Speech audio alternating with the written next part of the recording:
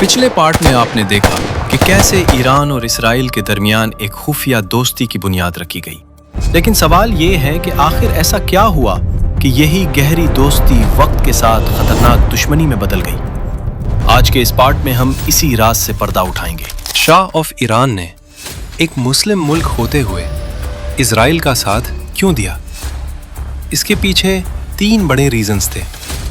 शाह अपनी मोनार्की को मजबूत करना चाहते थे और ईरान को एक मॉडर्न, पावरफुल इंडस्ट्रियल स्टेट बनाना चाहते थे। NCS एक्सप्लोरर की वीडियोस में आपका दिल से खुशामदीद। इसके लिए उन्हें जदीद टेक्नोलॉजी और जहानत की जरूरत थी, जो कि इजराइल दे सकता था। दूसरा, ईरान के शाह को इजिप्ट के जमाल अब्दुल नासिर से डर लगता था, जो अरब नेशनलिज्म का परचम लहरा रहे थे। शाह को लगा कि उनका अगला निशाना ईरान हो सकता है। इस डर ने उन्हें इजराइल की तरफ झुकने पर मजबूर कर दिया। पर सबसे अहम वजह थी शाह ऑफ ईरान का अमेरिका के बहुत करीब होना। 1953 में ईरान के प्राइम मिनिस्टर मुसद्दिक ने शाह की पावर्स कम करने की कोशिश की थी, लेकिन अमेरिका ने ही CIA के जरिए शाह की मदद की और उनके तख्त को बचा लिया। इस वाक़ये के बाद वो एक तरह से अमेरिका के एहसानमंद थे और उनकी कोई बात टालना नहीं चाहते थे। अमेरिका भी यही चाहता था कि ईरान और इजराइल आपस में दोस्त बनकर रहें। शाह को अपनी आवाम से इतना डर था कि उन्होंने एक खुफिया पुलिस भी बनाई, जिसका नाम सावक रखा गया। इस पुलिस का काम उन लोगों को पकड़ना या खत्म करना था जो शाह के खिलाफ बोलते थे। और आपको ये बात जानकर हैरत होगी कि सावक को ट्रेनिंग देने के लिए इजराइल ने मुसाद के एजेंट्स को टास्क दिया था। मुसाद ने ही सावक को ट्रेनिंग दी कि लोगों पर कैसे नजर रखनी है और इंटेरोगेशन कैसे करनी है। सावक और मुसाद के बीच इंटेलिजेंस शेयरिंग रूटीन का मामूल थी। ये दोनों एजेंसीज मिलकर कम्युनिज्म और अरब मिलिटेंट ग्रुप्स को टारगेट कर। ना सिर्फ इतना, ईरानियन एयरफोर्स के पायलट्स को इजराइल में ट्रेनिंग भी मिलती थी। इजराइल ने ईरान को एडवांस्ड वेपन्स और टेक्नोलॉजी भेजी जो उस वक्त अरब दुनिया तसव्वुर भी नहीं कर सकती थी। दोनों मुल्कों ने मिलकर मिसाइल टेक्नोलॉजी पर भी काम किया और न्यूक्लियर वेपन्स की टेक्नोलॉजी पर रिसर्च के एग्रीमेंट्स भी किए। ईरान का वो न्यूक्लियर प्रोग्राम जिसके पीछे आज अमेरिका और इजराइल पड़े हैं, ये असल में उनकी मदद से ही शुरू करवाया गया था। 1957 में अमेरिकन प्रेसिडेंट आइजनहावर ने एक कैंपेन लॉन्च की थी जिसका नाम था एटम्स फॉर पीस।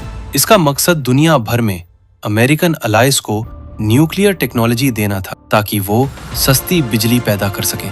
अमेरिका ने ईरान को पहला न्यूक्लियर रिसर्च रिएक्टर 1967 में दिया, जो तेहरान यूनिवर्सिटी में लगाया गया था। मजे की बात यह है कि उस वक्त इजराइल ने ही ईरान के न्यूक्लियर साइंटिस्ट को ट्रेनिंग दी थी, जिनको आज चुन चुन कर खत्म किया जा रहा है।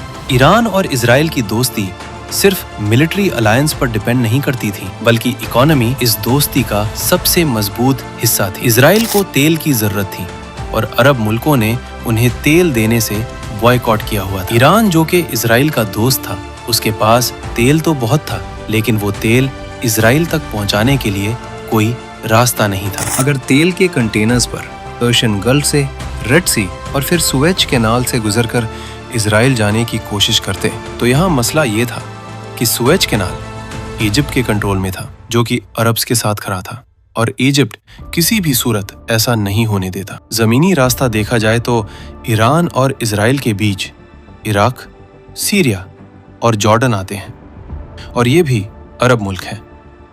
यानी ईरान से इजराइल तक तेल पहुंचाने का कोई रास्ता ही नहीं बचा था।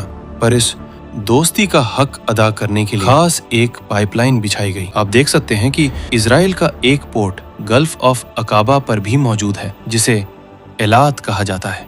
यहाँ से पाइपलाइन शुरू होकर इजराइल के एशकलोन पोर्ट तक जाती थी, और इस प्रोजेक्ट को एलात एशकलोन पाइपलाइन का नाम दिया गया। ये सिर्फ इसलिए किया गया ताकि ईरानी ऑयल टैंकर्स खार्क आइलैंड से निकलकर रेड सी में जाए, वहां से सुएज कैनाल को बाईपास करके गल्फ ऑफ अकाबा और फिर इसराइल के पोर्ट एलात पर टैंकर्स खाली करते। इस सीक्रेट पाइपलाइन से जहां इसराइल को तेल मिल गया, वहीं ईरान को अपना तेल यूरोप तक बेचने का मौका भी मिल गया, क्योंकि इसराइल का एशकलोन पोर्ट मेडिटेरेनियन सी पर है, जहां से तेल यूरोप तक पहुंचने में सुएज कैनाल जैसी कोई रुकावट नहीं थी। ये सिर्फ एक पाइपलाइन नहीं थी, बल्कि ईरान और इजराइल का भाईचारा था। इसमें 50% हिस्सा ईरान का था और 50% इजराइल का। दोनों ने मिलकर पैसा लगाया ताकि अरब मुल्कों की ऑयल मोनोपोली को चोट पहुंचाई जा सके। ये दोस्ती इतनी पक्की थी कि शाह ऑफ ईरान और Israeli prime minister Ben Gurion की मुलाकातें छुप छुप कर हुआ करती थी।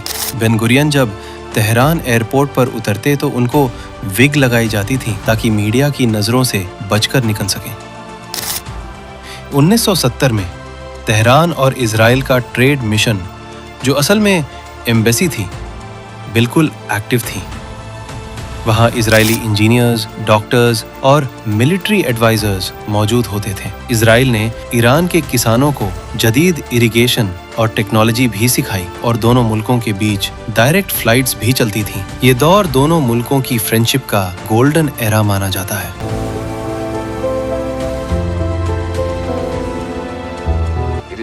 अगले कुछ सालों तक ये रिश्ते इसी तरह मजबूत रहे, लेकिन फिर 1979 का साल आया जब ईरान में इस्लामिक रेवोल्यूशन बर्पा हुआ।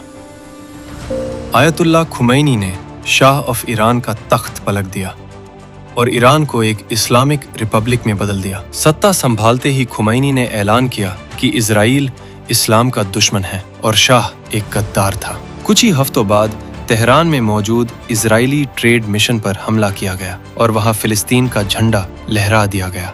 उसी दिन फिलिस्तीनी रहनुमा यासिर अराफात तेहरान पहुंचे और खुमैनी ने ऐलान किया कि अब ये इमारत इजराइल की नहीं बल्कि फिलिस्तीन का दूतावास है। ये वो लम्हा था जब ईरान और इजराइल की खुली दोस्ती खत्म हो गई। लेकिन कहानी यहीं खत्म नहीं हुई। 1 साल बाद जब ईरान और इराक की जंग शुरू हुई तो ईरान को हथियारों की सख्त जरूरत पड़ गई। इसी मौके पर खुफिया तौर पर इजराइल ने ईरान को हथियार मुहैया कराए। ये जंग 8 साल तक चलती रही और इस दौरान पर्दे के पीछे संपर्क भी जारी रहे। इजराइल का मकसद इराक को कमजोर करना था, जबकि ईरान को फौरन हथियारों की जरूरत थी। इस्लामिक रेवोल्यूशन के बाद ईरान ने शाह के दौर की ज्यादातर चीजें खत्म कर दी, जैसे सावक ऑयल पाइपलाइन और इजरायली ट्रेड मिशन। लेकिन एक चीज जो दोबारा शुरू की गई वो ईरान का न्यूक्लियर प्रोग्राम था, जिसकी बुनियाद पहले ही अमेरिका और इजराइल की मदद से रखी जा चुकी थी। 1990 के बाद इजराइल ने महसूस किया कि अब असली खतरा इराक नहीं बल्कि ईरान का बढ़ता हुआ न्यूक्लियर प्रोग्राम है। यही वो मोड़ था जहां से दोनों के बीच खुफिया जंग यानी शैडो वॉर की शुरुआत हुई, जो आज तक अलग अलग शक्लों में जारी है। यूं एक वक्त की गहरी दोस्ती पूरी तरह दुश्मनी में बदल गई। वीडियो पसंद आए तो लाइक करें और ऐसी मजीद पावरफुल डॉक्यूमेंट्रीज के लिए चैनल को सब्सक्राइब करना ना भूलें। अगली वीडियो में हम एक और खुफिया और चौंका देने वाली कहानी लेकर आएंगे। तब तक के लिए अल्लाह हाफिज।